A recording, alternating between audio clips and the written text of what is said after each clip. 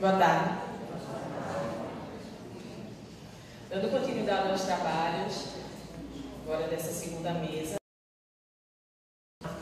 os palestrantes, professor Fábio Assis Pinho,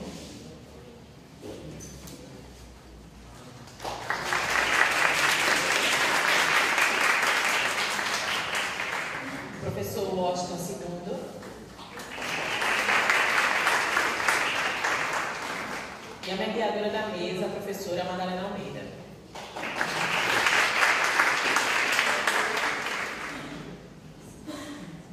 O tema desta mesa é a internacionalização da produção científica segundo os órgãos de representação diária no Brasil. Uma breve apresentação dos nossos convidados. Fábio Assis Pinho, professor adjunto do Departamento de Ciência da Informação, atua nos cursos de graduação de Biblioteconomia, em Gestão da Informação e no Programa de Pós-Graduação em Ciência da Informação, mestrado e doutorado acadêmicos da Universidade Federal de Pernambuco. Possui graduação em Biblioteconomia e Ciência da Informação pela Universidade Federal de São Carlos, mestrado e doutorado em Ciência da Informação pela Universidade Estadual Paulista Júlio Mesquita Filho. É líder do grupo de pesquisa, organização e representação do conhecimento. Coordenador adjunto da CAPES, área de comunicação e informação, e pesquisador em produtividade da CAPES. Pesquisador, no caso do CNPq. Tem interesse em linhas de pesquisa e organização e representação do conhecimento, memória e informação científica e tecnologia. Professor Washington Luiz possui graduação em matemática, bacharelado e licenciatura pela Universidade de Brasília. É mestre e doutorando em informática pela Universidade de Brasília e coordenador do Laboratório de Metodologia e Tratamento. Deixa eu olhar aqui.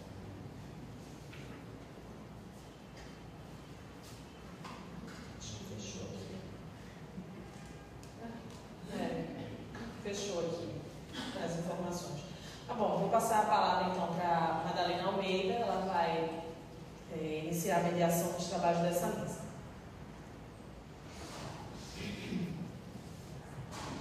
Bom, gente, eu retorno, agora com o papel de mediadora, e eu quero fazer aqui uma observação com relação a essa mesa, que estava anunciada a presença do professor Raimundo Nonato Macedo dos Santos.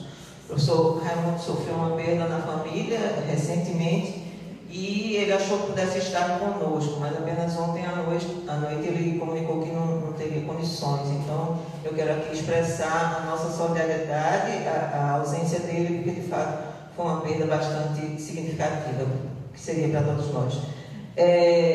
Eu queria, antes de passar a palavra aos companheiros de mesa, fazer uma brevíssima apresentação do projeto do Memorial, uma síntese do Centro de Memória da Universidade de Pernambuco. Por causa disso, eu vou pedir licença rapidinho para ficar visualizando a imagem.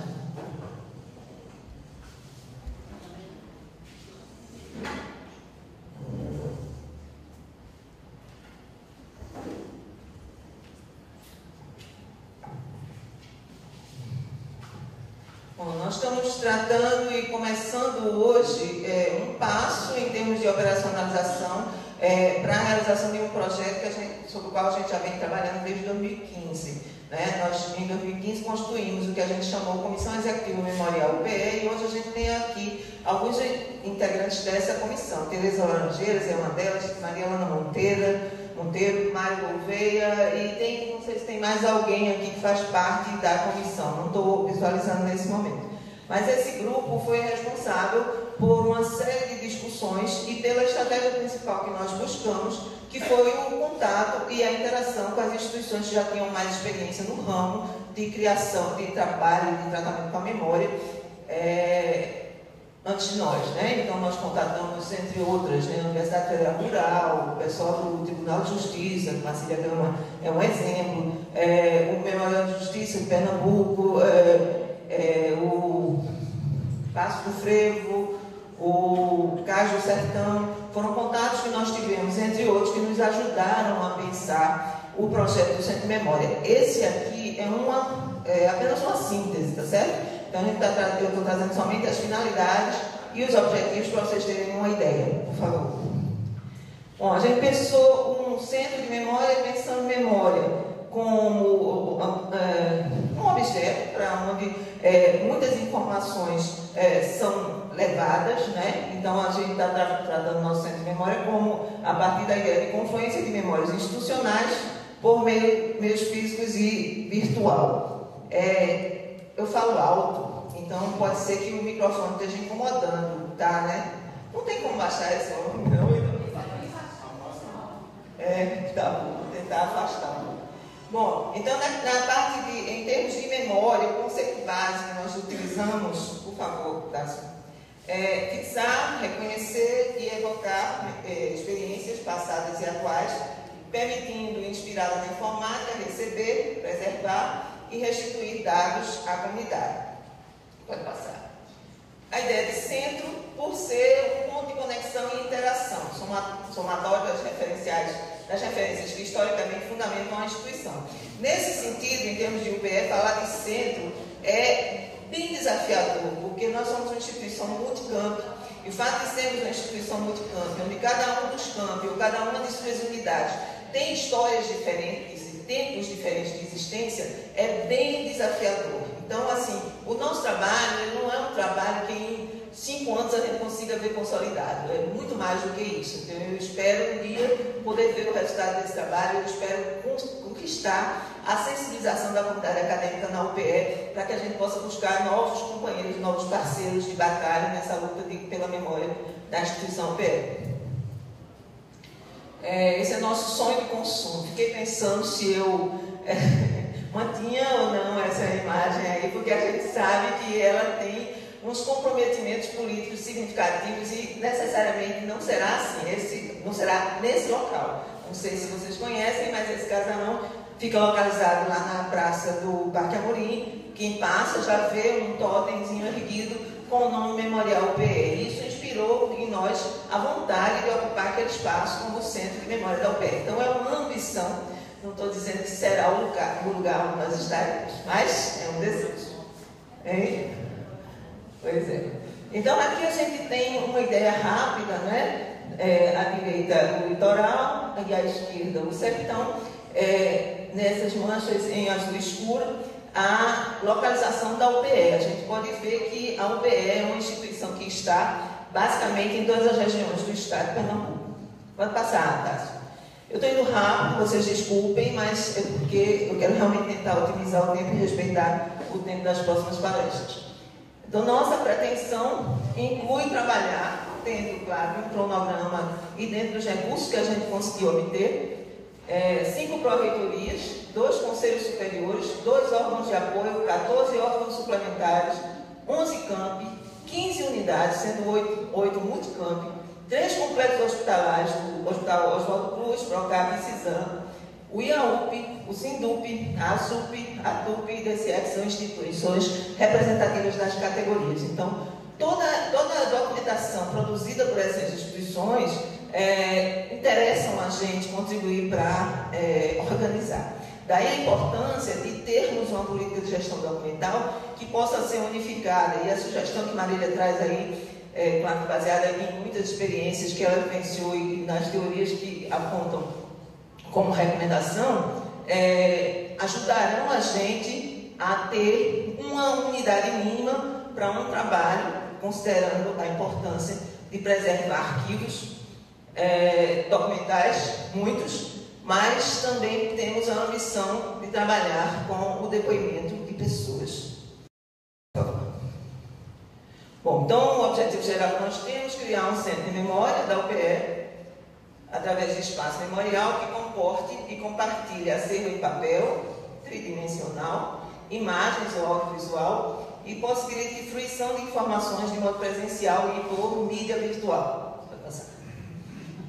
Os objetivos específicos, volta primeiro, por favor.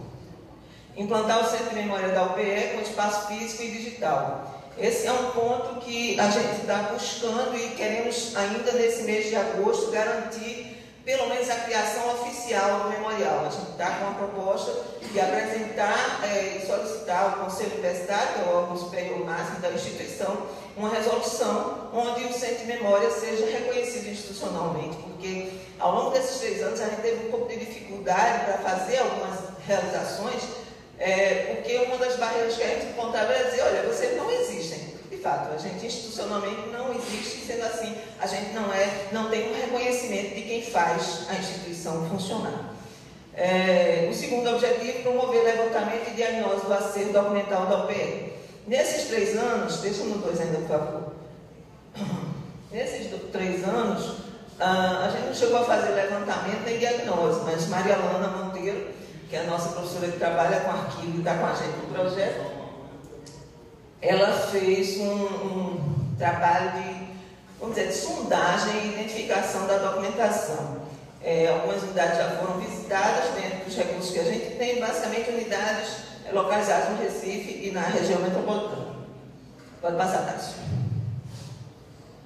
Terceiro objetivo específico, categorizar e catalogar acervo identificado, tendo em vista a elaboração de plano arquivístico e museológico para o Centro de Memória da UPE. O quarto, promover curadoria sobre acervo documental para viabilizar exposições de longa e curta duração. O quinto, implantar processo permanente para pesquisa que resulte em produção acadêmica. O sexto, constituir e qualificar espaços descentralizados em unidades da UPE que priorizem ações relativas à preservação da memória institucional conforme as diversas áreas de conhecimento e atuação da universidade: saúde, educação, ciência e tecnologia, ciências sociais aplicadas, nas dimensões de ensino, pesquisa e extensão. Pode passar. E, por último, mas não em ordem de importância, tanto é assim que a gente está trabalhando nisso agora, né? A ideia de criar uma política de incentivo à preservação efetiva e acervos memoriais para a UPE com base na legislação vigente da gestão documental, a acessibilidade e inclusão, que é uma preocupação nossa também, que a gente sabe que tem um custo. São objetivos bem ambiciosos, né? Considerando inclusive a instituição multicampo, como é o caso da nossa. O oitavo objetivo específico, produzir fontes para documentação e pesquisa sobre a memória de pessoas que contribuíram para a existência histórica da UPE. Finalidades: criação do Centro de Memória como espaço estratégico para a UPE, valorização da instituição UPE como fomentadora do desenvolvimento do Estado de Pernambuco através de suas várias atividades de formação, fortalecimento de discurso que defenda a instituição UPE como patrimônio cultural de Pernambuco, criação de rede interna unificada em defesa da preservação e uso dos acervos documentais da instituição, difusão de práticas representativas da produção de conhecimento da UPE, formulação de um currículo público para a instituição e instituição com a efetivação de uma política de gestão documental. Pode passar. Metas: implantação do Centro de Memória, promover mapeamento prévio do acervo. Essas metas ainda não estão quantificadas, a gente não teve condições de fazer isso. Promover curadoria sobre acervo documental para viabilizar exposições, constituir e qualificar espaços descentralizados, criar política de incentivo efetivo à preservação de acervos memoriais para a UPE, de acordo com a legislação, produzir fontes para documentação e pesquisa, criação de um repositório institucional. E é nesse ponto 7 que se baseia a realização desse seminário hoje, como a gente eu tinha falado a princípio, né, que foi essa coisa que aconteceu, que uma série de circunstâncias fizeram com que nós, que estamos trabalhando no projeto do Centro de Memória, nos reuníssemos com o pessoal do Núcleo de Bibliotecas e Documentação e chegássemos à necessidade de realizarmos um primeiro seminário para a criação de uma política de gestão documental da UPE. Disponibilização do nosso RI em cada unidade, com totens instalados em loco, conectados via internet. Essa é uma questão a pensar, porque o importante é que esteja disponível via internet, não só cada unidade, mas também foi pensada considerando pessoas que simplesmente vão em visita à unidade, ou às vezes até um estudante. Tem muita gente da própria instituição que não conhece o que a instituição faz, né? Então, essa é uma questão que a gente viu como muito forte. O Centro de Memória da UPE tem inclusive esse papel de difundir as ações da instituição. Pode passar, por favor. etapas. Aqui a gente trabalhou 2015, 2017, é uma espécie de relato da nossa trajetória, né? A criação da comissão memorial, planejamento, intercâmbio e visitação técnica para a definição do perfil do memorial. Desculpem, correndo muito, eu acabei ficando cansada. Elaboração de projeto institucional de captação para a implantação do Centro de Memória da UPE. E para 2018 a gente planejou, mas as circunstâncias são o que a gente pode fazer, né? Então nós planejamos a produção de experiências piloto para a coleta de depoimentos das pessoas, qualificação de espaços descentralizados de memória na região metropolitana e interior, criação das normativas institucionais para a política de gestão documental da UPE, organização documental e criação do Centro de Memória digital por meio de repositório institucional, RI, difusão das informações do RI através da implantação de totens nos câmbios da UPE nos complexos hospitalares. Agora observe que a gente está nessa fase aí, no antepenúltimo item, que é a criação das normativas institucionais para a política de gestão documental da UPE. Quer dizer, temos alguns avanços, mas os avanços são tímidos, mas a gente está acreditando que é importante persistir nesse que é um investimento de uma equipe e equipe essa que é muito pequena e que a gente precisa de parceiros e pessoas dentro da instituição ou mesmo de fora dela que possam estar conosco com sua experiência, com suas ideias e tanto é assim que amanhã a gente tem de manhã os grupos de trabalho, né? A gente vai discutir o texto da nossa política, ok? Só passar que aí é só uma descrição sintética de custos. Vocês veem que esse orçamento ele não está completo ainda, falta muita coisa ainda em termos de pessoal, em termos de recursos imobiliários e uma série de outras questões, mas a gente tem uma estimativa de custo de em torno de 2 milhões de reais, que não são custos para serem utilizados ou solicitados num ano. Né? Na verdade, de acordo com as etapas que a gente conseguir ir vencendo o projeto, a gente ir vendo cada recurso específico dele. Tá certo? Então, retomamos a mesa. Eu peço desculpa pela correria, quem tiver necessidade de maior esclarecimento depois, mas porque foi o momento que eu tive para poder mostrar um pouco desse projeto que está acontecendo e a gente está buscando viabilização da UPE.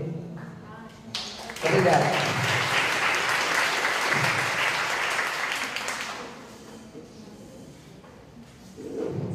Bom, eu vou passar a palavra para o professor Fábio, na sequência para o professor Washington, e depois das falas dos colegas, a gente vai abrir espaço para um debate que deve durar em torno de meia hora.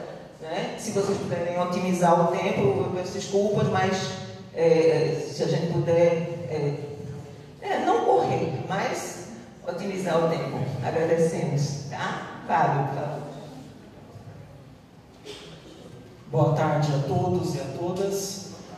Primeiramente, cumprimento a Madalena, o Washington, é um prazer. E agradeço a toda a equipe da UPE pelo convite, em especial a Manuela pelo contato.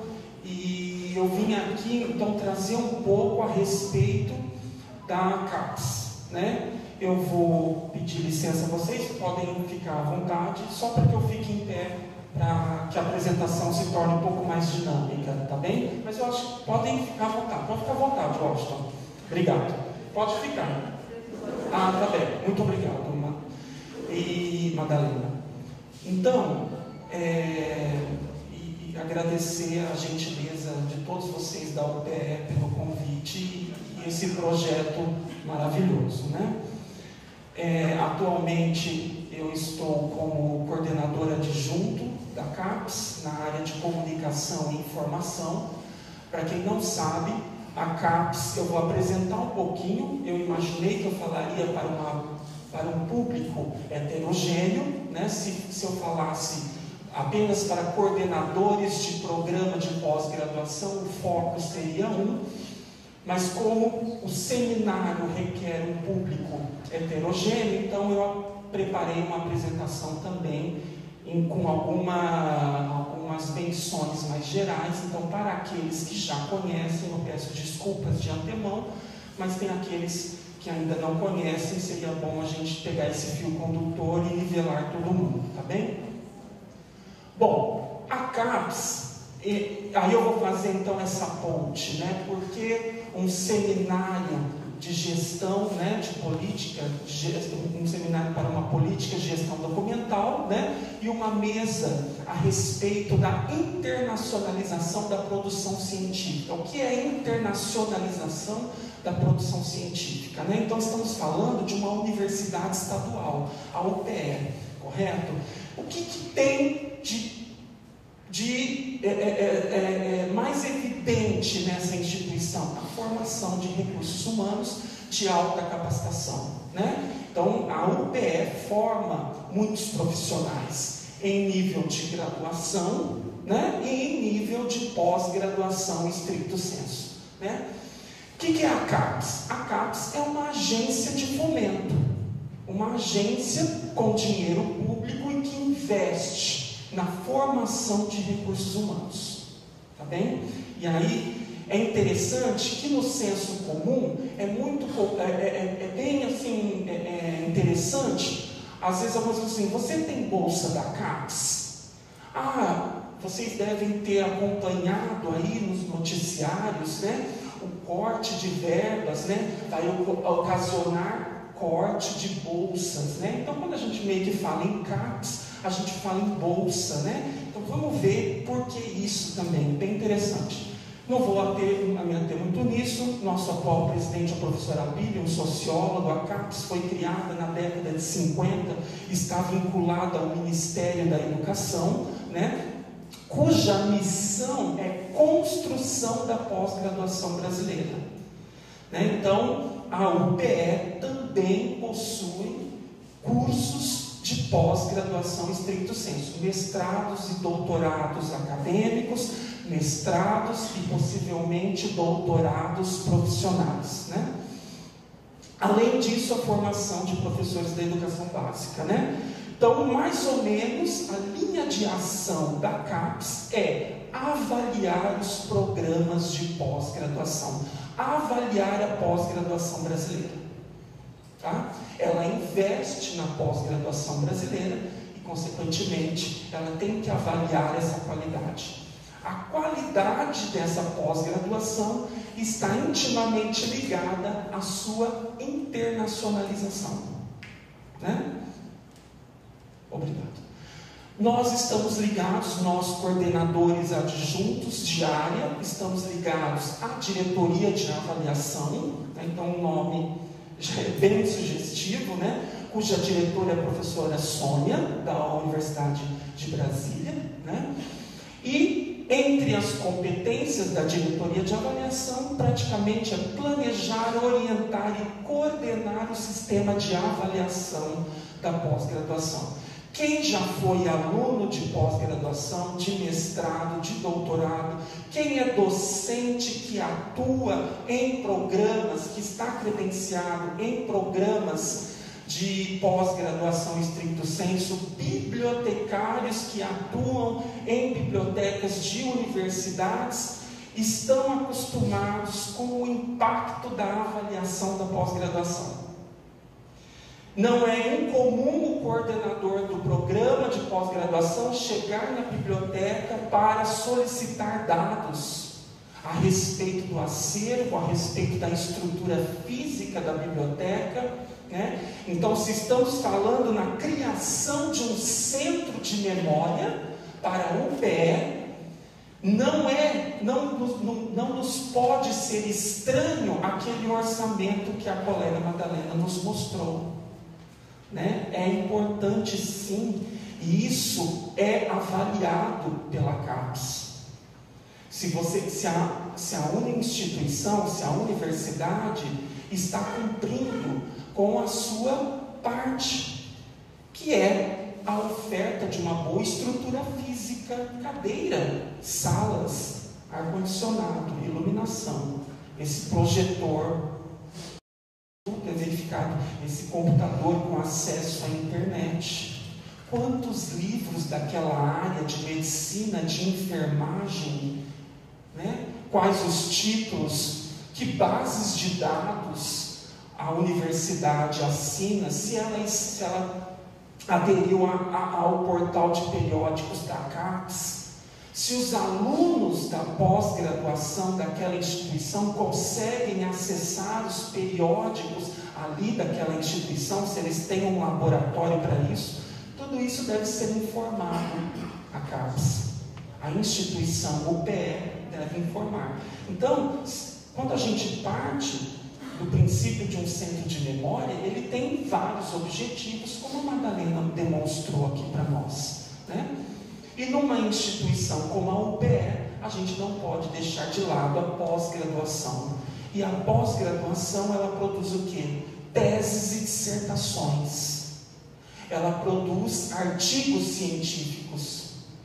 Esse material, invariavelmente, faz parte da memória da instituição.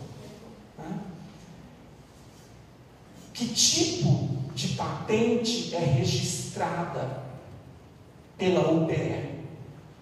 Que artigos são publicados pelos pesquisadores vinculados à pós-graduação da UPE? Quais são esses artigos? Onde eles estão publicados? Em que extrato? Muitos aqui já ouviram falar no Qualis CAPES, né? Em que extrato está? A1, A2, B1? Né? Estamos em constante avaliação, por isso que a gente treme na base, né? Bom, essa é a estrutura da diretoria de avaliação. Não vou me deter na estrutura administrativa, mas essas 3 coordenações, a primeira é a que cria regras, né? Vocês, a nossa colega, né, a Marcília, né, ela falou em leis, né, ela mostrou leis para a gente, né? E a UPE também tem resoluções normativas, regulamentos. A CAPES, a mesma coisa, e tem uma coordenação só para isso. A coordenação geral de avaliação, né?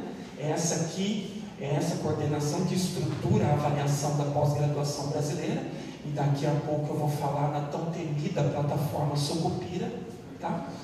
E, por fim, essa coordenação de atividades de apoio à pós-graduação é justamente ela que viabiliza a ida e vinda de profissionais para Brasília, a estruturação do portal de periódicos da CAPES, né? A própria plataforma Sucupira, e eu vou falar para vocês qual a importância dela, né? Legislação, então não poderia deixar de mencionar a legislação, só não vou me deter a isso, né? Mas é importante quem, né, como a UPE, então isso daqui interessaria mais a coordenadores de programa de pós-graduação, que são legislações, resoluções pertinentes, né, às pós-graduações, né?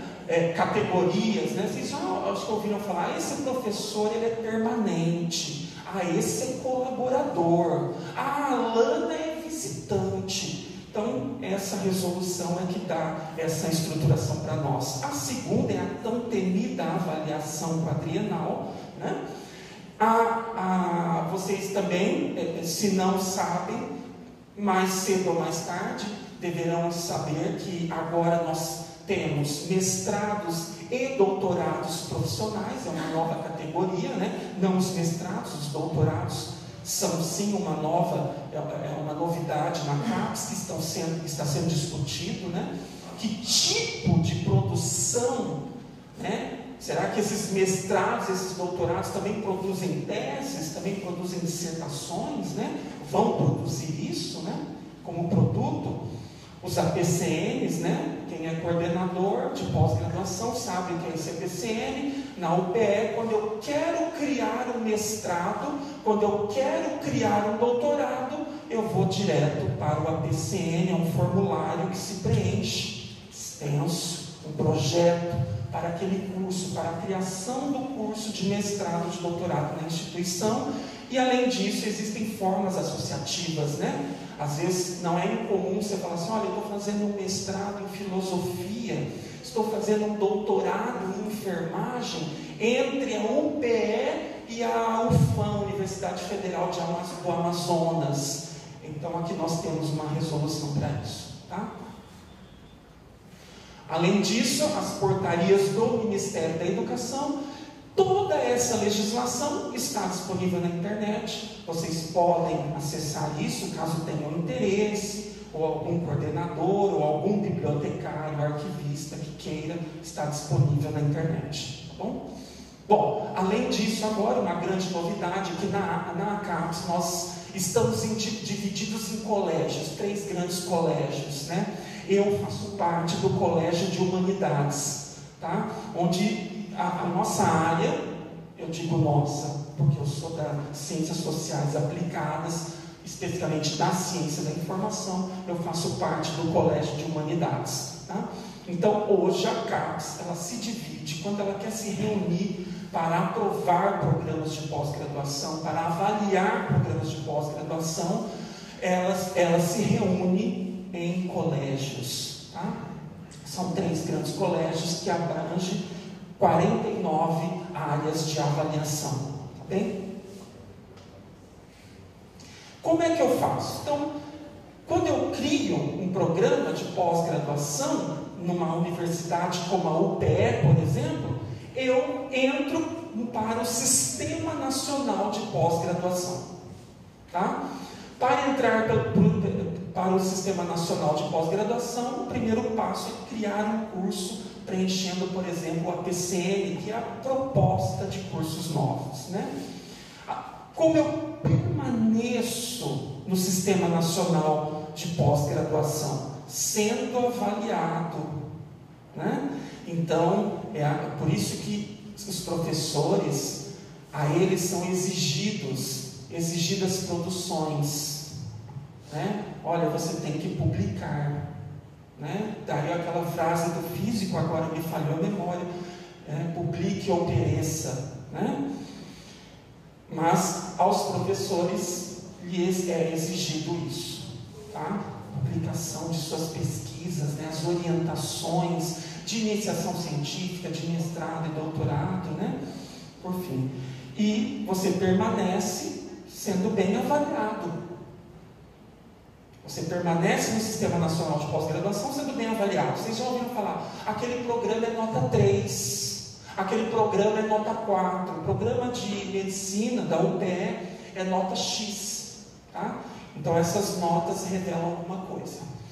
Se você está mal das pernas, aí as comissões de avaliação, os coordenadores de área, eles vão para a universidade, ou eles mandam um e-mail para a universidade, eles mandam um ofício para a universidade, cuidado, estou de olho em você, tá? Tá? Então, vocês já ouviram falar, olha, aquele programa de mestrado em História fechou, foi fechado. Aquele doutorado fechou. Por quê? Não teve produção científica suficiente para se manter naquela nota, naquele extrato. Tá? Isso faz parte da memória, né? Nós já tivemos programas, eu sou da Universidade Federal de Pernambuco, do Departamento de Ciência da Informação, a professora Alana me apresentou, e lá nós já tivemos, não no nosso departamento, mas na universidade, notícias. Olha, o programa X fechou. Aí todo mundo se treme, né? É isso aí, tá? Porque é investimento, é dinheiro, né? Então, a colega Marcília falou assim, olha, está faltando arquivistas em Pernambuco. A CAPES olha para isso. Ela investe em formação de recursos humanos qualificados, altamente qualificados naquela região. Se não tem, ela induz.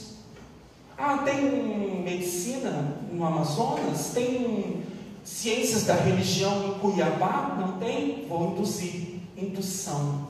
Vamos criar um programa lá. Então tem programas, tem projetos de indução, tá? Bom, óbvio que também vocês já ouviram críticas a respeito dessa avaliação, o produtivismo, né? Olha, você tem que publicar 4 artigos em B1, em revistas B1 por ano, né? Aqueles programas top, é top falar top, né? Então aqueles programas top, nota 5, nota 6, nota 7, eles trazem o pesquisador a rédeas curtas. Ó, você tem que publicar 5 artigos em revista A1 ou com fator de impacto XYZ. Porque eles querem se manter com aquela nota de avaliação, né? Para se manter, você precisa produzir. E aí você, consequentemente, mantém as suas bolsas, mantém a sua verba. Sabe a fatia do bolo? Ela está mantida. Você vai comer a sua fatia do bolo ano que vem, tá? Então é mais ou menos assim, trágico assim. Então não é incomum também vocês ouvirem críticas ao sistema de avaliação, que é um sistema perverso, né? Produtivista, né? Que muitas vezes padece de qualidade. Então hoje se discute muito na CAPES, nós estamos rediscutindo isso. Parece que nós alcançamos bem a avaliação quantitativa e vamos partir agora para uma avaliação qualitativa, tá? Da produção científica, daquele programa, daquela universidade, tá? Porque de fato, hoje o Sistema Nacional de Pós-Graduação, ele é imenso. Só para vocês terem uma ideia, depois eu vou mostrar aí, mas só na região Nordeste houve um aumento de quase 50% em criação de novos programas de pós-graduação. Olha que beleza, né? Então, mais docentes com doutorado, credenciados em programas de pós-graduação, formando novos mestres e doutores para aquela região, né? E também produzindo o que a gente chama, e isso é avaliado também, né? Se a gente der um passo, você é avaliado, tá? Achava que era só na prova de indexação que era avaliada? Não, eu dou aula de indexação. Achava que era só produzir um tesauro? Não, né? Todos nós somos avaliados, tá? Então, hoje a avaliação vai focar também, né, no qualitativo, né? E aí, como que a gente sabe que aquela instituição está produzindo, está publicando, aqueles programas daqueles professores daqueles programas estão produzindo? Porque os dados da pós-graduação são inseridos, todas as informações são inseridas numa plataforma que se chama plataforma Sucupira.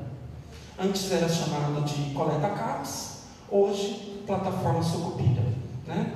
Dados da biblioteca, dados do arquivo, se tem repositório institucional, se tem bases de tese, dissertações. Tudo isso é informado na plataforma Sucupira pelo programa de pós-graduação, seja ele qual for, da UPE, da UFPE, da UFRPE ou qualquer outra universidade, tá? E é interessante notar que quando um aluno é formado mestre ou doutor pela pós-graduação da UPE, a tese ou a dissertação dele é inserida na plataforma Sucupira. Esse documento, quando você termina a graduação, você não produz um TCC. Quando você termina o mestrado, você produz uma dissertação. Quando você termina o doutorado, você produz uma tese. Esse documento, tese, dissertação, é inserido na plataforma Sucupira. O aluno não é considerado na plataforma formado se o documento não estiver lá. Um outro item de avaliação dos programas de pós-graduação que é observado pelos avaliadores é a visibilidade. O que é visibilidade? O site da UPE. Como está o site da UPE? Como está o site do programa de pós-graduação X? Eu tenho que entrar lá e encontrar todas as informações. A Marcília não falou da LAI. Eu tenho que entrar no site do programa e saber os docentes que estão ali, o link para os seus Lattes. Já ouviram falar no currículo Lattes, né? Eu tenho que ter ali informações do regimento do programa, o link para a base de teses e dissertações da universidade, né? Ou pelo menos para o catálogo da universidade, na biblioteca ou no seu sistema de bibliotecas, ou para o seu centro de memória. Então, tudo isso é observado pelos avaliadores da pós-graduação. Então, mais um item para justificar a criação do centro de memória da UDEA. Claro, como a professora Icleia disse, é o passado com o olhar do presente, e nós estamos ressignificando, problematizando, e isso também é feito com a produção científica da universidade. A universidade produz em sua grande massa produção científica, artigos, teses, dissertações, patentes, se tem música, partituras, obrigado, partituras, né? Música, som, né? E a plataforma Sucupira, ela foi concebida pelo pessoal da UFRN Natal, né? Começou em 2012, quando ela foi concebida. Logo em seguida, nós passamos agora, em 2017, a primeira avaliação utilizando a plataforma Sucupira, né? Que foi então denominado de gestão operacional. Então ali era o desenvolvimento, era o banco de dados, tinha erros, os dados sumiam. Quem vivenciou a plataforma Sucupira no começo, chama aí um coordenador de programa e ele vai se jogar, né, ali da ponte, né? É bem por aí, né? E corria na biblioteca, eu preciso desses dados da biblioteca, uma loucura, né? Hoje já estamos no segundo ciclo da plataforma Sucupira, denominado de gestão da informação e do conhecimento. Olha a Carpos, que abusada! Gestão da informação e do conhecimento, né? Então hoje, com a plataforma Sucupira, você fica no Tinder, no seu celular? Não, você vai acessar a plataforma Sucupira. Você fica no Facebook? Sucupira, vai ter acesso mobile. Os dados do programa de pós-graduação, todas as informações ali inseridas serão de acesso rápido ao coordenador do programa. Tá? Então isso vai fazer com que ele tenha informações rápidas a respeito do seu programa.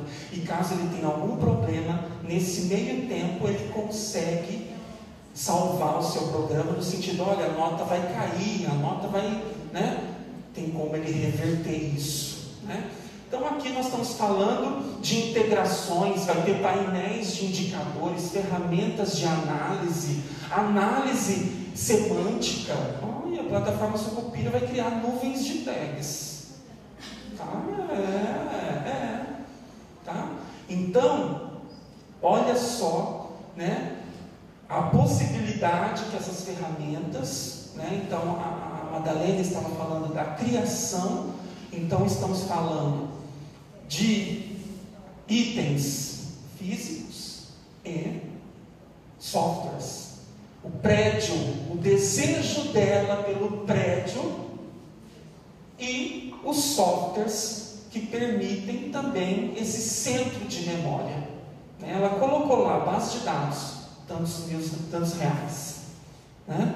Então é importante isso também, que a possibilidade do que a Icleia disse, de problematizar o passado, ressignificar o passado, discutir esse passado, perpassa por todas essas questões, e que a Marcília disse também na fala dela. Então é importante que tenhamos centros de memória devidamente estruturados, né, com os profissionais necessários, né, com os softwares adequados para a gestão daquela informação, daqueles dados, né? Aqui estamos falando de uma instituição como a CAPES e ela tem essa plataforma. Podemos fazer isso com a UPE e o seu centro de memória, tá certo? E a UPE, óbvio, pode agregar ainda mais a esse centro de memória, tendo em vista que os programas de pós-graduação dela são avaliados. Ela pode potencializar esse centro de memória, nesse sentido. Né? Sucupira. E aí, como a gente vai falar de internacionalização da produção científica?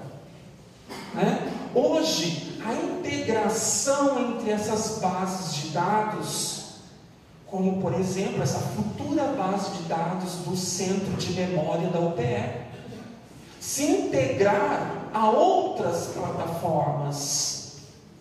Quando você vai lá cadastrar o seu Lattes, seu CPF é instantaneamente reconhecido, porque está integrado com a base de dados da Receita Federal. Tá? E hoje a plataforma Sucupira irá se integrar ao ORCID. Já ouviram falar no ORCID? Se não ouviram, tem que ouvir. Tá? Como, por exemplo, o Lattes para nós, é uma base de dados que congrega o perfil dos pesquisadores, tornando-os com um cadastro único. Né? Então, hoje é comum você solicitar lá na sua BDTD, na sua base de tese e dissertações, no seu repositório institucional, o ORCID do pesquisador, o link para o ORCID do pesquisador. Que isso tudo congrega as publicações daquele pesquisador. Né? Então, essa é uma plataforma internacional de identificador único. Né? Vocês lembram do ISBN, o tão famoso ISBN, o tão famoso ISSN? Então, o ISBN, aquele identificador único para, estou simplificando, tá? Para o livro, ISSN para a revista, né? O ORCID para o pesquisador. Né? Terão integrações, estatísticas, mobile, repositório, avaliação de produtos, representação semântica. Então, hoje a Sucupira passa por um grande aperfeiçoamento, para que as universidades que já estão colocando seus dados ali possam ter um retorno melhor desses dados. Por isso que os coordenadores de programas de pós-graduação, eles estão ali sempre sendo exigidos do preenchimento dos dados do seu programa na plataforma Sucupira. Porque esses dados se tornarão públicos. Qualquer um que quiser saber como está a produção do programa de pós-graduação X da UPE, saberá. Basta acessar o seu celular. Tá? Bom, só para vocês terem uma noção do Sistema Nacional de Pós-Graduação, aí eu chamaria a atenção para vocês para o Nordeste, que houve um aumento na criação de programas de pós-graduação de 64%. Em 2010, os estados do Nordeste congregavam 535 programas e aumentou em 2018 para 878 programas. Tá? Olha que interessante. Né? E a UPE com certeza tem um papel aí nesse aumento na criação de programas de pós-graduação. E por que quando eu falo em CAPES, eu penso em bolsa? Olha o orçamento da CAPES. E aí, né, essa semana que passou, aquele tumulto, né, todo, né, professor Abílio preocupado com o orçamento, né, da CAPES, por conta da lei do teto, né, alertando para o perigo no corte de bolsas de mestrado e doutorado e pós-doutorado, né? Olha só, o orçamento da CAPES se aproxima aos 4 bilhões de reais. Desses de aproximadamente 4 bilhões de reais, 80% desse orçamento é para pagamento de bolsas, para mestrandos, doutorandos, pós-doutorandos, que fazem estágio de pós-doutorado. Praticamente 3 bilhões de reais é para pagamento de bolsas. Então, por esse slide, mesmo que simplificado e que não mostram as forças políticas que tem por trás de todas as relações, dá para entender a preocupação de um presidente dessa instituição, né, com o orçamento disso, né? Então, existe um desequilíbrio aí no orçamento, não só da CAPES, mas no investimento de outras instituições, né? Então, enquanto o CNPq, o professor Raimundo falaria disso para nós, né? Ele perdeu sua genitora recentemente, né?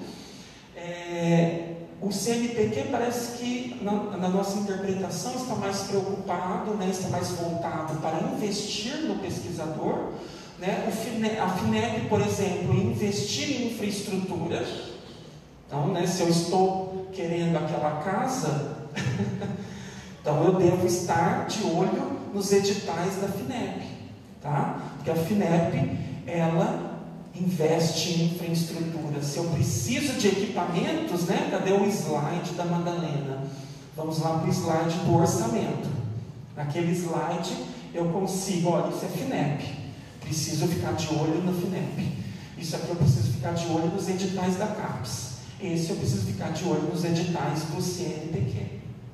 Toda a verba desses órgãos de fomento, né, são essa verba é distribuída através de editais, né?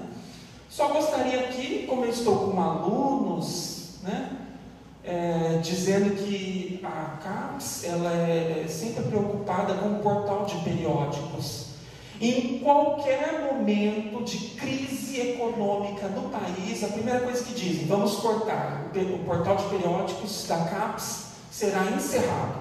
Vocês já devem ter visto essa notícia no Facebook, não é fake news, não é. Todo ano, é clássica essa notícia, todo ano, já tem uma equipe na CAPES preparada para defender o portal de periódicos, para defender a manutenção do portal de periódicos da CAPES.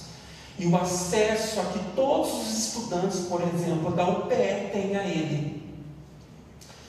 Então, assim como a UPE passa por uma crise, ela corta, tem uma coisa que, primeiramente, que ela corta.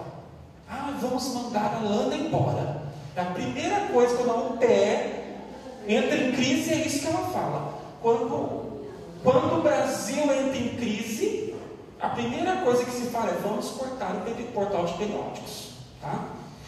E aí, muitas razões, muitos argumentos são interpostos para que haja essa interrupção. Um deles é o fato de que muitos alunos, mestrandos, doutorandos, acessam o Sci-Hub. Alguém aqui, em algum momento, já deve ter ouvido falar desse Sci-Hub. Gente, sabe o que é isso? É GatoNet. Isso daí nada mais é que um gato do portal de periódicos. Você acha que você está acessando um outro? Não, você está acessando o portal de periódicos, é um espelho. Quem é da informática sabe o que é isso. Eles criaram um espelho do portal de periódicos da CAPES. Então você acha que você não está acessando o portal de periódicos da CAPES, mas está na sua casa. Sendo que com sua matrícula, você também faria isso do portal de periódicos diretamente, ou com um IP dessa máquina dentro da UPE, você também faria isso. Cuidado, o Sci-Hub é GatoNet, tá? Você não está acessando outra coisa senão o portal de periódicos, tá bom? E por que internacionalizar a nossa produção científica? Após essa contextualização da CAPES, por que essa necessidade de internacionalização? Pela nossa própria visibilidade. Vocês viram aí os vencedores das Olimpíadas de Matemática. Vocês recentemente tiveram notícias que no Rio de Janeiro teve a premiação dos tops da matemática, né? E os pesquisadores brasileiros têm condições de alcançar essas premiações, de ter visibilidade internacional de suas produções. E os centros de memória têm um papel fundamental nessa internacionalização, porque ali estão concentradas todas as documentações a respeito daquela universidade. Teses, dissertações, artigos, livros, capítulos de livros, né? Então você aumenta a possibilidade de citação dessa produção. Você aumenta o centro de memória, aumenta a visibilidade da produção científica daquela instituição, no caso uma universidade, tá? E aí, lá na CAPES tem uma diretoria que se chama Diretoria de Relações Internacionais, que é especializada em acordos de internacionalização. E ela faz diversos tipos, né, de negociações com universidades e instituições estrangeiras que possibilitam. Recentemente nós tivemos aí o Ciências Sem Fronteiras. Alguém aqui conhece alguém que foi passar um período lá, um doutorando, né? Geralmente um doutorando que vai fazer um sanduíche no exterior, né? Bolsa sanduíche, né? Então ela faz negociação de acordos e parcerias com a Yale, ela conseguiu isenção de taxas, né? Novas negociações com N outras universidades. Eu chamaria atenção para o King's College e a Cambridge. Todos aqui conhecem a Cambridge dos filmes, né? Aquele prédio lindíssimo, né? Quem não gostaria de estudar lá, né? Até a minha avó, que é manca, gostaria, né? Então é por aí, né? Ela é cega, surda, muda, manca e gostaria de estudar lá, sabe? Assim? Então é bem por aí, tá? Olha só, concessão de bolsas individuais, que nós chamamos de bolsa balcão, né? Olha só quantos doutorados, a gente chama de doutorado pleno, aquela pessoa que vai fazer doutorado no estrangeiro, no exterior, passa uns 4 anos lá, tá? Isso é chamado de doutorado pleno no exterior. Sanduíche é quando você começa aqui no Brasil, aí passa um tempinho lá no exterior e volta para cá, tá bem? Pós-doutorado pleno, 1.200, quase 1.300 bolsas. Pós-doutorado, 962 bolsas. Visitante júnior e visitante sênior, quase 1.600 bolsas. Então, ou seja, há um investimento também na formação de recursos humanos de alto nível, de alta capacitação no exterior, né? E apoio a projetos de pesquisa em diversos países, com acordos bilaterais em diversos países, Estados Unidos, Bélgica, Reino Unido, Portugal e assim por diante, né? Aí, mas tem críticas, né? Tudo tem crítica, tá certo? Então hoje é assim: eu vou fazer um sanduíche, ou um pós-doutorado, ou um doutorado pleno em Portugal. Me é exigido inglês como segunda língua. Mas em Portugal, então, a CAPES não avalia, então ela está em constante avaliação. Percebeu-se que, com esse grande investimento, ainda o brasileiro fala pouco inglês, fala pouco espanhol, né? Fala pouco uma segunda língua, tá? Então, para todos os níveis e todos os lugares será exigido agora a comprovação de que você domina a língua para a qual você está indo. E naqueles países de língua portuguesa, o inglês. Tá? Porque o domínio de uma língua estrangeira ajuda e pressupõe o aumento da internacionalização da produção científica. verificado que quando os artigos científicos são escritos em inglês, você aumenta a visibilidade. Quando eles estão indexados, quem é bibliotecário sabe, quando eles estão indexados em bases de dados que têm alcance mundial, a possibilidade dele ser recuperado, dele ser citado é muito maior, tá? Olha a importância dos centros de memória, das bases de dados, né? Alguns níveis, alguém já ouviu falar em TOEFL, TOEIC, DELI, né? Todos esses são exigidos, tá? Plataformas internacionais, como o ORCID, né? Identificação única do pesquisador, tem que se cadastrar lá, e avaliação dos seus perfis, né? Em outras bases que são internacionais. Então, a internacionalização da produção científica daquela instituição, ela possibilita que aquele programa consiga uma melhor avaliação.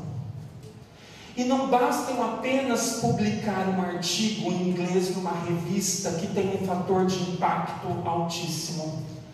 Eu preciso também que esse artigo esteja armazenado aqui no meu centro de memória, na minha base de dados, na minha PDTD, no meu repositório institucional aqui na UPE.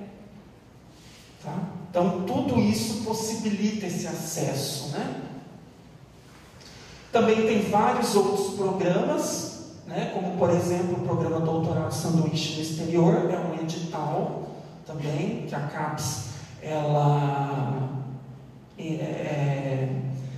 financia, e recentemente um edital Print, tá? Que é um programa institucional de internacionalização, em que ela teve como objetivo incentivar essa internacionalização das instituições de ensino superior. Então, provavelmente a UPE deve ter elaborado, por alguns dos seus coordenadores de pós-graduação, algum projeto para concorrer ao Print, edital Print, que é justamente financiar essa possibilidade de intercâmbio de pesquisa, né? Alguém vai para lá, alguém traz um pesquisador para cá e assim por diante, tá? Financia projetos, bolsas, missões para o exterior e assim por diante. Aqui não poderia deixar de citar a legislação. Não chego lá na CAPES e falo, me dá uma grana aí, que eu quero ir para Cambridge, que não é bem assim, né? Você não pode chegar lá no FINEP e falar assim, eu quero uma grana aí, porque tem um casarão maravilhoso lá no Recife, eu quero montar meu centro de memória lá. Não é por aí. Vamos construir esse projeto dentro daqueles seus objetivos, né? Aqui estão algumas resoluções da CAPES, normas para modalidade de bolsa no exterior, os valores, né? Claro, o valor, se eu for para Portugal e eu for para Londres, os valores são diferentes, tá? Porque como aqui, né, se você almoçar aqui no Recife e almoçar em São Paulo, vocês sabem que os valores são diferentes. E as modalidades. Hoje a CAPES possui 24 tipos de modalidades de bolsas no exterior. Tá? Tudo isso, centros de memória, internacionalização da produção científica, inserção de dados na Sucupira, tudo isso para formação de recursos humanos e uma produção de conhecimento atrelada a essa formação, né? A essa formação de recursos humanos. Isso é o que a CAPES investe. Tá bem? Nós somos em 3 coordenadores. Eu sou o coordenador adjunto, o professor Edson, da Universidade Federal da Bahia, o coordenador de área, e o professor Jonatas, da Universidade Federal do Cariri, é o coordenador adjunto dos programas profissionais. Nós estamos à disposição e, mais uma vez, muito obrigado, Madalena, Manuela, pelo convite, e eu espero que eu possa contribuir para a materialização desse centro de memória da UPE. Muito obrigado.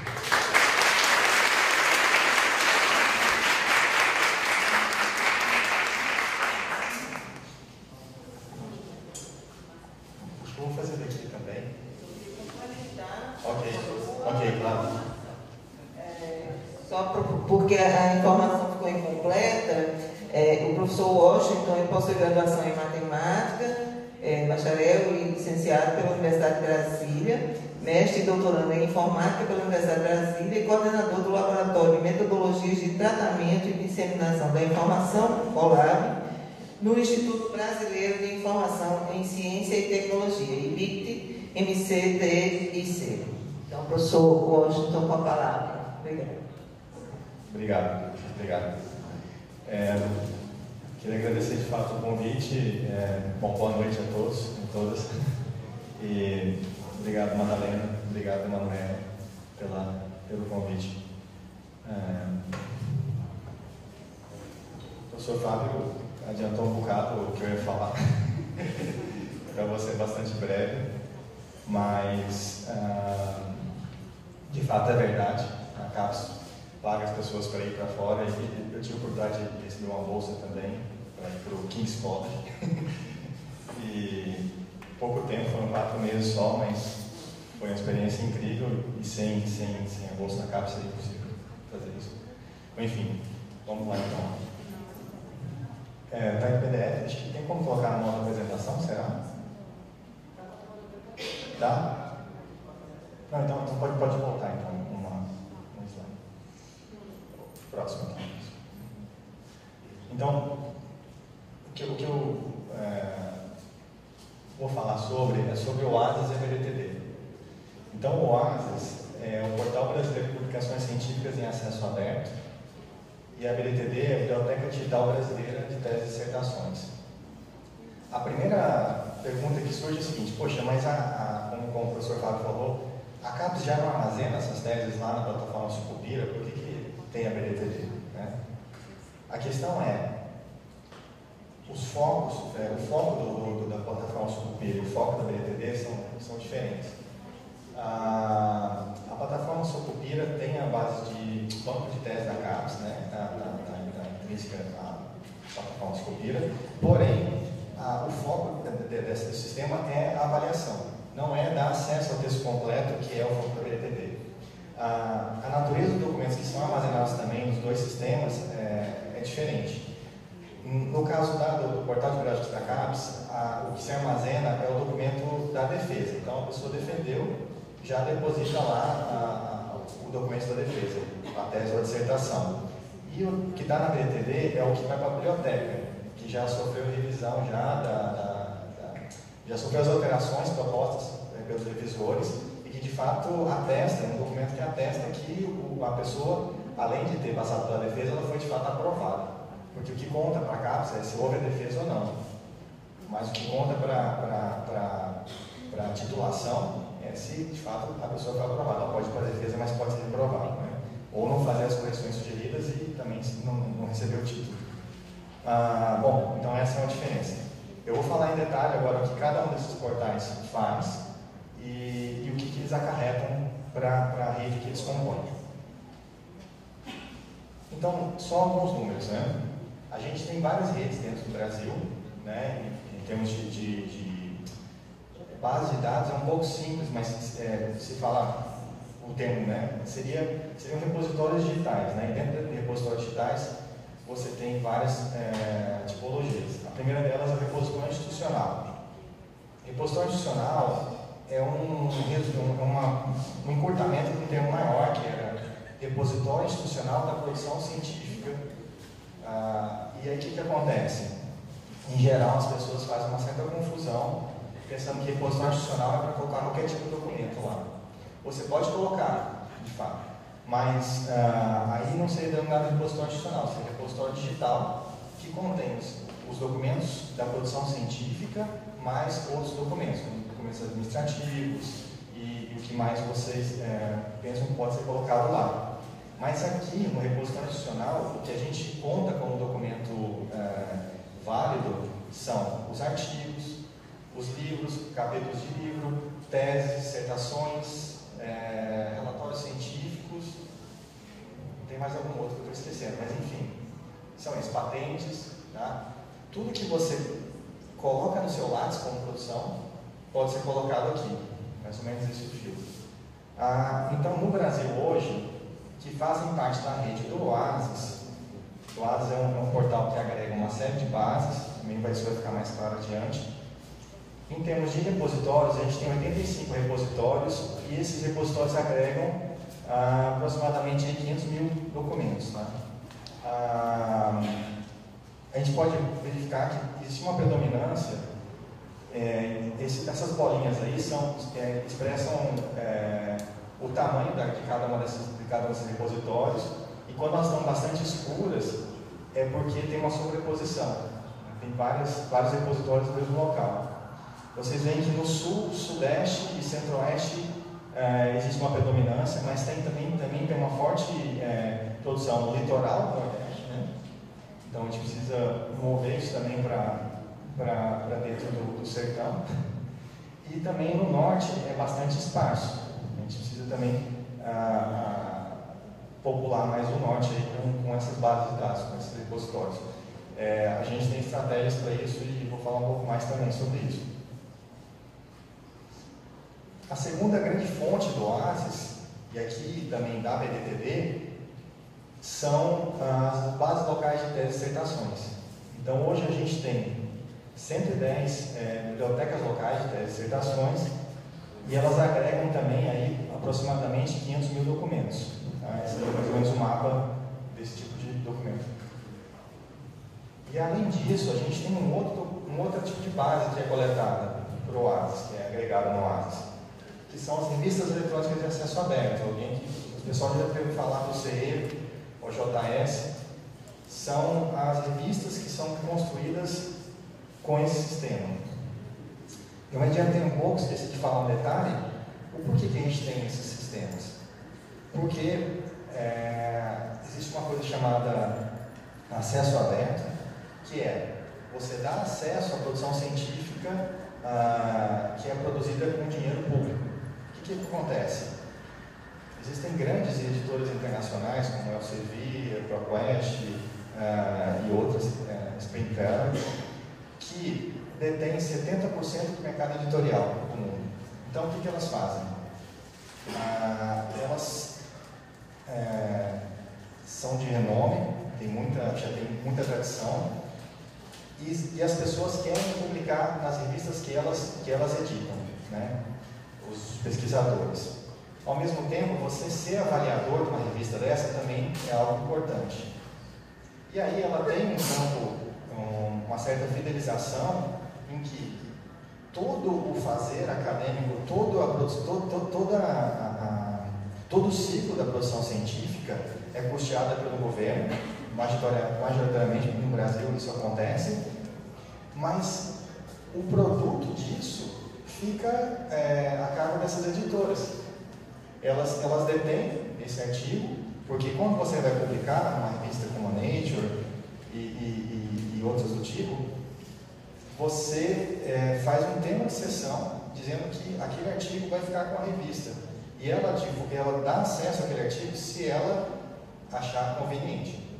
Então, desde o final da década de 90, início dos anos 2000, houve um movimento que, vindo principalmente dos pesquisadores e das instituições, dizendo, peraí, a gente faz todo o trabalho e no final das contas a gente tem que pagar ainda para ter acesso a esse trabalho.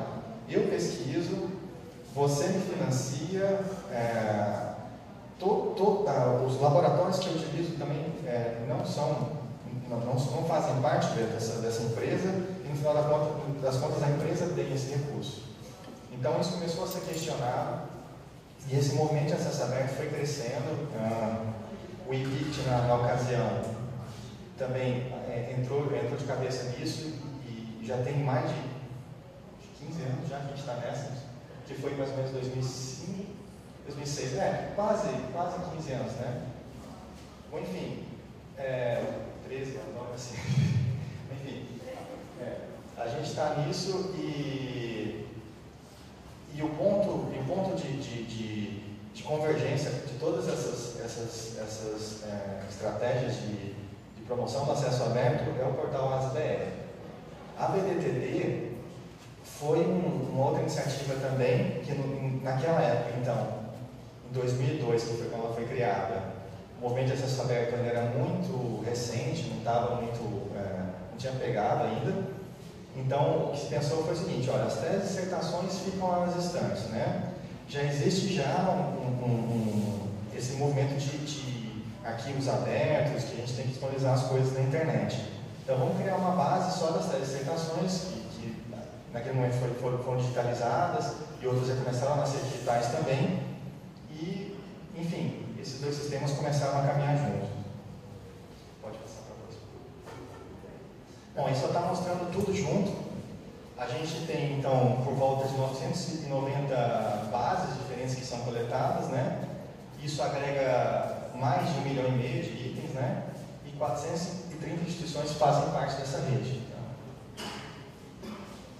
E aí, mais ou menos, a distribuição em termos de porcentagem, né? A gente tem 2 milhões, na verdade, de itens, mais de 2 milhões no OASIS, sendo que 26% vem dos repositórios institucionais, 26% vem das BDTDs, das Bibliotecas Locais de Dissertações, as revistas contribuem com 26%, e tem também o RICAP. O que é o RICAP? É o OASIS português. A gente tem um memorando de entendimento Brasil-Portugal, onde nesse memorando tem uma parte que diz que nós coletaremos a produção deles e eles nos coletarão. E isso ocorre, uma espécie de espelhamento. Tá? Isso aí, em termos de tecnologia, foi um desafio bastante grande construir o OASIS, porque o Brasil é muito plural. Na verdade, a gente tem vários Brasis dentro do mesmo Brasil. E cada instituição adotou mais ou menos um esquema de acordo com a época que ela entrou nesse sistema. Né? Então, tem esquemas mais antigos que eram particulares. Eu falo esquema de descrição mesmo do registro, né? Que eram particulares da BDTD, que é o MTDBR, MT2BR. Tem instituições que ainda utilizam ele. Tem o METS, que é um esquema um pouquinho mais recente. E tem o que mais foi utilizado, que foi o OIDC, e o XOI, que é um esquema interno de Space, que é bastante amplo, e a gente também consegue, como falo, não é indexar no sentido bibliotecário, indexar no sentido informático da coisa. A gente consegue mapear todos os campos que tem ali e deixar eles disponíveis no portal. E também a gente coleta informação de várias plataformas diferentes. Então tem o TED, que é uma plataforma específica para teses e dissertações, o DSpace, que é um software para repositórios digitais, institucionais, o AJS ou o CE, né? Mas também tem instituições que não abrem mão de utilizar soluções dentro do catálogo da instituição. Por exemplo, o Bergamo e Sofia tem módulos que eles chamam de módulos de biblioteca digital. E aí algumas instituições falam: não, eu só tenho condições de disponibilizar meus documentos se for através desse módulo, a gente coleta esse módulo também. E o RICAP, também, como eu falei, a gente coleta, e o Cielo, que é o Cielo é um portal, todo mundo deve conhecer também, de revistas, né? Bastante. Para você fazer, para uma revista eletrônica, fazer parte do Cielo, ela tem cumprir uma série de critérios, não é uma tarefa fácil, e é um modelo de referência mundial na temática de acesso aberto. Apesar de não ter nascido como acesso aberto, hoje é um modelo de acesso aberto. Aqui eu só estou mostrando o seguinte: a gente teve que fazer toda uma mudança tecnológica dentro do OASIS para que ele chegasse onde ele está agora. Ele precisa andar bastante ainda, precisa caminhar um bocado, mas a gente começou em 2014, ele tinha menos de 500 mil documentos, né? E aí a gente começou a fazer um trabalho de substituição do software que faz essa coleta toda, né? E aí a gente teve uma parceria muito importante, e eu até ganhei um grande amigo, que foi o Lautaro Matas, que é quem administra tecnicamente uma rede latino-americana de repositórios. Assim como a gente tem o OASIS nacional, tem a referência que é como a rede latino-americana. E eles nos forneceram um software que até então estava em desenvolvimento, e a gente começou a trabalhar junto com eles, implantou esse software, e depois criou um projeto desenvolvendo esse software especificamente para o Brasil, que depois ficou genérico e agora pode ser adotado por qualquer outro país. E esse projeto teve bastante sucesso, e agora, eu acho que muito em breve vocês vão poder usar esse software para construir portais locais das instituições ou portais regionais. Tá? Ele é um software que permite você coletar essas bases, permite você validar o conteúdo que foi coletado, transformar, desvalidar, para poder ver se você consegue deixar bonitinho, deixar tudo limpo, e ainda tem uma interface de diagnóstico, tudo isso via interface, via browser, sem necessidade de ter um informático lá para meter a mão e fazer as coisas. Tá? Pode passar. Tem mais uma notícia super boa, que foi o seguinte: em janeiro de 2018, essa empresa canadense foi contratada para fazer um relatório sobre a questão de documentos em acesso aberto no mundo, tá? E eles surpreendentemente detectaram que o primeiro país em relação a documentos em acesso aberto é o Brasil, tá? A gente ficou primeiro lugar, além da Copa do Mundo, né? E 75% da produção brasileira está em acesso aberto, tá? Isso é uma grande surpresa. E a média mundial é 50%, tá? E quem são os culpados por isso? São os repositórios institucionais, as revistas eletrônicas, né? O Cielo também tem sua parcela. Inclusive, eles até chutaram que foi o Cielo que fez isso, mas com certeza não foi sozinho ele, entendeu? Porque eles sozinhos não conseguiriam chegar aí, porque o Cielo é muito seleto, é um grupo muito pequeno. O Cielo, por exemplo, está dentro do OASIS, né? E se você olha para o volume que a gente tem em documentos de acesso aberto em repositórios, com certeza os repositórios têm uma parcela muito grande nisso. Tá? E agora, quais são as estratégias para expandir isso? A gente viu lá que a rede, a parte norte e a parte nordeste precisa ainda popular mais essas regiões, né? A gente precisa ter mais bases nessas regiões, né? Então, o que a gente tem feito? A Clegiane está aqui coordenando também a rede nordeste de repositórios. Existe uma rede norte de repositórios, tá? Centro-oeste ainda não existe, infelizmente, mas já tem sudeste e sul, tá? Qual que é a ideia? Nós lá no EBIT somos meia dúzia de gatos pingados para cuidar do Brasil inteiro. Assim, é impossível a gente conseguir dar conta de ajudar todo mundo. Assim. Muitas vezes alguém manda uma dúvida, a gente consegue responder dali 2 semanas e a pessoa já resolveu. Né? Assim, por conta de falta de tempo mesmo, a gente não consegue dar conta de tudo. Então a ideia é que essas regiões tenham uma certa gerência e resolvam alguns problemas locais e também troquem informações entre as instituições. Porque que acontece? Às vezes, o problema do seu UPE é o mesmo da UFPE, né? E ela já resolveu. Então, por que não ir aqui, bater na porta do vizinho e olha só, você não consegue, né? Empresta um copo de açúcar, algo assim, e vice-versa, né? Tipo assim, por que acontece? Os dois vão e procuram a gente, lá em Brasília, né? Por que não conversam, né? Estão do lado, são irmãos, né? Todos nós somos irmãos, mas vocês são mais irmãos que a gente ainda.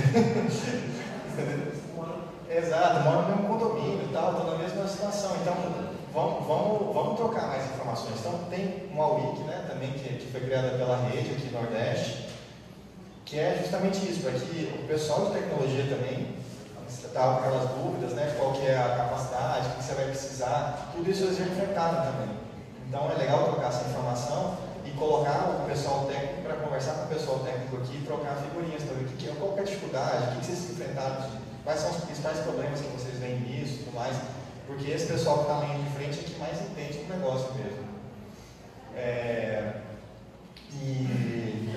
Enfim, a gente tem toda uma parte burocrática para lidar com essas redes e a coisa está se desenvolvendo, mas a gente precisa ainda avançar bastante assim, para ter um regimento das redes, para a gente também ter um regimento nacional sobre como essas redes devem operar e devagar a gente chega lá. Agora a gente tem essas redes regionais, mas agora entra muito a questão da internacionalização da produção, né, que é brasileira.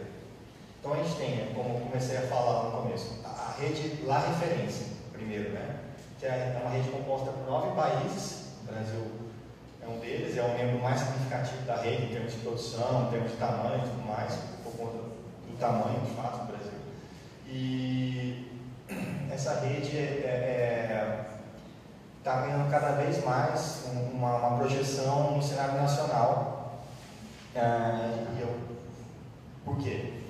Porque ela se alinha muito com a Open Air. Open Air é a rede europeia de repositórios. Tá? E Open Air também já se alinhou com o COA. Aqui é uma coisa meio hierárquica, que é a Confederação Internacional de Repositórios. Tá? Eu tive na última reunião do COA, e naquela reunião a representação da La Referência foi assim, estupenda.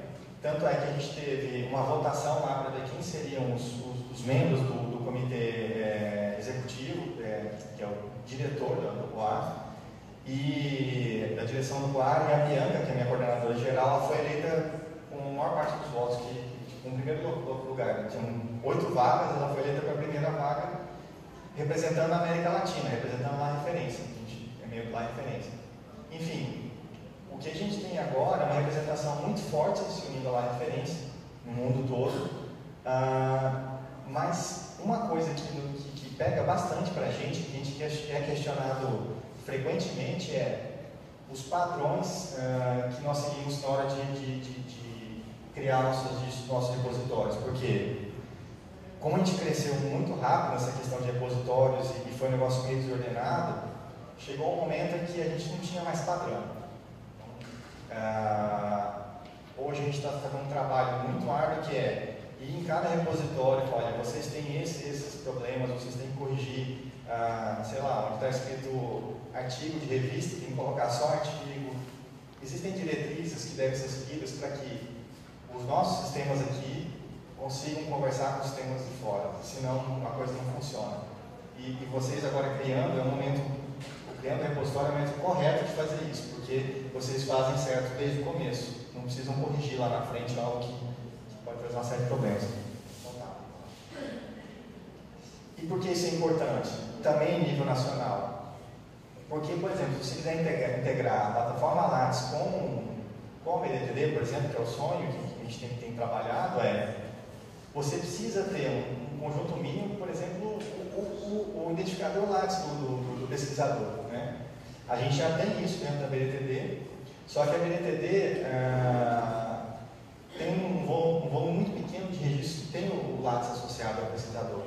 Então tem um trabalho para ser feito aí. E mais que isso, a gente tem que fazer a comunicação no sentido inverso, que é pegar a informação do Lattes e trazer para dentro da BDTD.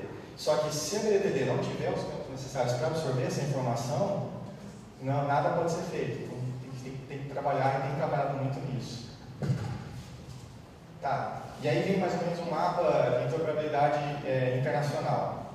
O que acontece? A gente tem esse software que faz a coleta das bases locais aqui no Brasil. Ele seleciona o que vai para o OASIS, o que vai para o BDTD. Existe uma interface chamada OIPMH, tá? E por meio dessa interface a gente consegue ser coletado por outras iniciativas. Então tem a NDLTD, que é a Network Digital Library of Dissertations, que é uma rede internacional de teledissertações. Né? A gente é o segundo maior no mundo em termos de teledissertações. Isso é coletado também pela La Referência, que é um portal da referência, e por meio da La Referência a gente é coletado pelo OpenAir. E o RICAP também, como eu falei, ele faz esse espelhamento, a gente coleta o RICAP e o RICAP nos coleta. Agora, uma outra questão bastante importante, que o Sr. Fábio falou, que é o seguinte: existe um consórcio nacional para a implantação do ORCID, ORCID, ORCID, vocês vão ouvir todos esses nomes, né? Pode ser o CIDão, não sei, enfim. Então, nesse consórcio fazem parte CAPES, tá? Que está coordenando, depois IBICT, CNPq, RNP, CONFAP e CIEL. Tá? A gente está tendo reuniões periódicas para ver como a gente vai fazer isso. Cada um contribui com o seu sistema. Então, por exemplo, a CAPES, plataforma Sucupira, IBICT, essas bases de publicações, que é o AS, BDTD, CNPq, LATS, né, plataforma LATS, RNP, a infraestrutura, para que isso funcione, além da rede café também, que é importante.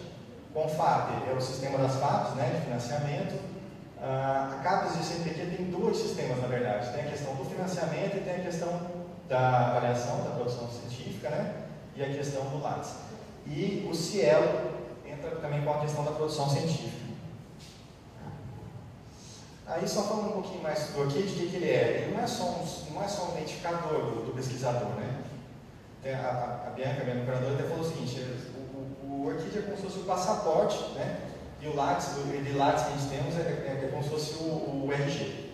Então, o ORCID ele dá um salto para que você tenha uma personalidade internacional, tá?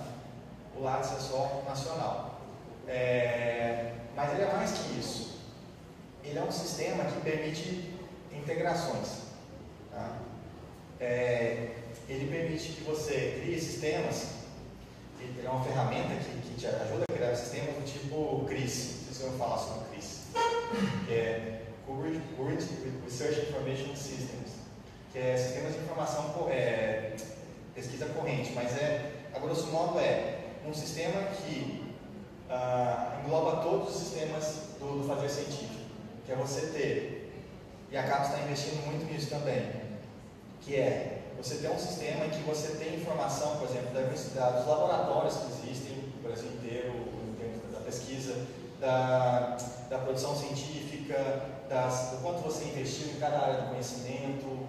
Seriam sistemas de sistemas que fazem com que você tenha um retrato exato do que é a ciência brasileira. Tá? É um sonho, né? Mas o dia de chegar lá. Está trabalhando para isso. Tá? E aqui, por exemplo, um exemplo do que a gente pode fazer com o ORCID, integrações, aqui reproduzindo um pouco o que Portugal está fazendo. Portugal tem um projeto chamado PT-CRIS, e o que eles fazem nesse caso aqui é o seguinte, e aqui eu estou representando o Brasil, né? Substituindo os nomes aqui por nomes brasileiros. Né? Então, o OASIS ele entra com a produção científica que pode ser absorvida pelo ORCID. O ORCID é sincronizado com o LATS, então você acaba tendo uma integração via ORCID. E o repositório aqui, que é feito em Space, tem um plugin para receber publicações que tem do ORCID e também para enviar para o ORCID coisas que você quer já sincronizar com o seu perfil no ORCID. O resumo da história. A ideia é que você, lá do LATS, não, beleza, eu não quero preencher isso daqui, eu quero preencher que eu produzi esse artigo. Então eu vou buscar uma outra base e só vou falar, eu tenho essa produção, tenho essa. Aí depois eu dou no meu repositório e eu quero saber quais são os artigos, muitos acho que fazem isso, olham o LATS do pesquisador e vão depositando tudo aquilo manualmente, né, pegando um por um. A ideia é que dentro do repositório falar, eu quero trazer isso daqui para cá, já entra no seu repositório. O OASIS também, como ele tem lá 2,5 milhões, eu posso pegar desses 2,5 milhões e selecionar, essas publicações aqui são minhas, dentro do ORCID. E ele se torna um hub de troca de informação, tá? entre sistemas brasileiros. Qual que é o ponto positivo? A integração. Qual que é o ponto negativo? A gente está delegando isso para um sistema que não é nosso. Né? Só que ele é um sistema livre, isso tem que ser dito, E outra, a gente tem que tomar o cuidado de construir um sistema espelho nacional que tenha a salvaguarda desses dados. Tá? Então a gente vai ter esse cuidado. Porque isso é uma coisa que sempre pergunta, mas espera aí, esses dados vão ficar lá fora? Não, eles vão ficar com a gente. A gente vai usar o sistema deles, mas eles vão ficar com a gente. Tá? Também. Né? Agora, vocês podem imaginar que para construir um sistema desse, que integra todo o ciclo da pesquisa, a gente precisa de identificador para tudo. Identificador para teses, para dissertações, né? Dissertações, os artigos já tem um identificador para o DOI, pessoas seria ORCID, identificador KID, para instituições, tem o SNI, então tem vários tipos de identificadores. E a gente vai precisar construir uma tabela de valores que chamam de valores canônicos, que é tipo, tá, porque a CAPES tem uma tabela de instituições, o IBIT tem uma tabela de instituições, o CNPq tem uma tabela de instituições, por que não utilizar só uma tabela, tipo um código, que fala que a instituição X, Y, Z, e que o jeito correto de se escrever dessa maneira? É como se fosse um controle de autoridade, né? Para tudo. Imagina um controle de autoridade para tudo. É um negócio muito doido, assim, mas a gente vai chegar lá. E a rede café é a questão da autenticação. Ela vai servir via RMP para que a gente tenha autenticação em vários sistemas, usando o ORCID e o ORCID e tudo mais. A autenticação pode ser feita via rede café? Não, ela pode ser feita via rede café. Então as instituições que não tiverem continuam funcionando ainda. A rede café entra aí só como uma opção, né, para você ter uma autenticação única da rede. Né? Não obrigatória. E aí uma provocação, a UPE tem 11 mestrados acadêmicos, né, e 5 doutorados. Eu peguei esses dados aqui na Sucupira ontem. E vocês ainda não têm a BNTD, né, funcionando no teu repositório. Poxa, passou da hora, assim, a gente precisa funcionar, precisa ter. E ter uma editora, exatamente. E precisamos criar revistas também, né? Porque então, precisamos coletar as revistas, então, porque a gente não está coletando. Porque eu olhei no ASE, eu olhei assim, será que está coletando BNTD? Não está. Está coletando RI? Não está. Tem revista? Não localizei também. Então temos que começar a coletar. Temos que começar. Para participar do ASES, tem alguns critérios também que têm que ser obedecidos, tá? A gente tem que avaliar isso, mas não são critérios tão rigorosos assim. Bom, é isso, gente. Obrigado. Valeu.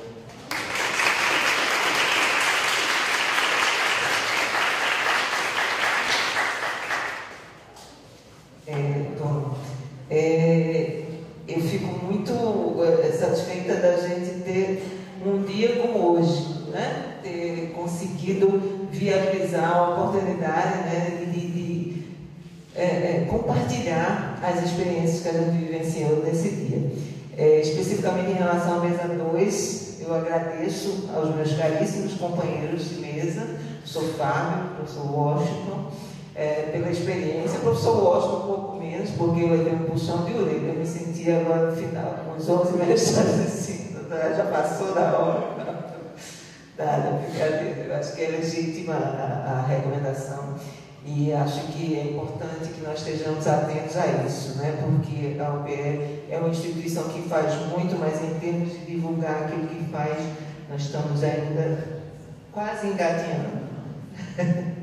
Bom, então, nesse momento, nós estamos, são 18h15, eu acho que a gente podia abrir a palavra para quem tiver interesse em se pronunciar brevemente ou tiver alguma questão que queira encaminhar aqui aos nossos palestrantes, né? Nem todas as palestrantes da tarde estão conosco, a professora Icléia já deve estar voando, né? E temos Marcília, se Marcília pudesse dispor. Agora é importantíssimo, considerando o tempo que nós estamos, eu queria convidar você, Marcília, por favor, para voltar à mesa. E aí, quem tiver interesse em apresentar alguma questão, eu peço ajuda aqui ao pessoal dos monitores. A professora Paula já está indicando sua necessidade. Professor, desculpe, não sei seu nome. Diego? Tá. Professora Paula, na sequência, professor Diego. Eu queria solicitar, em primeiro lugar, que nós sejamos breves por conta do tempo e, além disso, que vocês se identifiquem ao falar, tá certo? e que, por favor, reduzam suas falas o máximo possível. E eu estou recebendo aqui uma recomendação. Tá. Quem tiver perguntas por escrito, os monitores passarão aí pelos locais para receber as questões e trazer até a mesa. Professora Paula. Bom, eu sou Paula Moreira, eu sou médica, sou da Universidade de Pernambuco, da Faculdade de Ciências Médicas, né? E atualmente ligada especialmente ao complexo hospitalar, que é um complexo formado por 3 hospitais, né? De todo tipo de especialidade, hospitais de referência.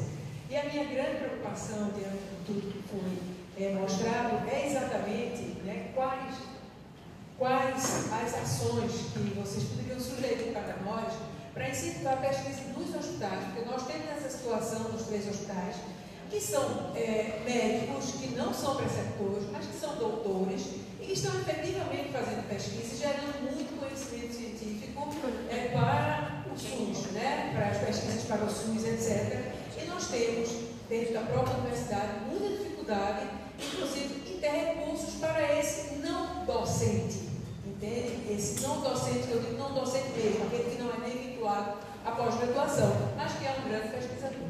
Então, é esse problema que eu queria colocar. E, antes de finalizar, Madalena, eu queria parabenizar, que é belas apresentações de vocês, trouxeram muitas novidades, pelo menos para mim. Você dirige a alguém a sua questão, Paula? Dirige a alguém a sua questão? Tá. Então, Paula, eu acho que tem algumas coisas que precisam. Então, acho que o que primeiro precisa ficar bem claro, não sei se o Washington concorda comigo. Então, por que estamos falando em repositórios, né? Em centros de memória que vão abrigar toda essa documentação física ou virtual? Né? Esses repositórios, essas bases de teses e dissertações, né? Esses identificadores aos quais o Washington se referiu, né? Eles possibilitam uma melhor visualização da produção científica dessa universidade. Essa visualização, esse acesso, né? Quanto maior e melhor, possibilita que a universidade alcance melhores posições em rankings